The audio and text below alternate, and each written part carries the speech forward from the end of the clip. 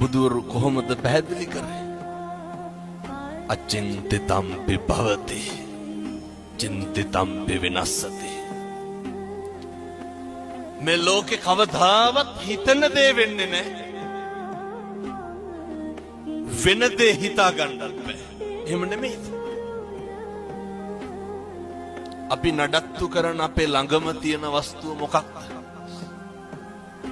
අපේ ඇඟ, අපේ ශරීරය නේ. මේ කෙස් ටික වෙනස් වෙන්නේ නැද්ද? මම මේ කියන්නේ බාහිරයේ පැත්තකින් තියලා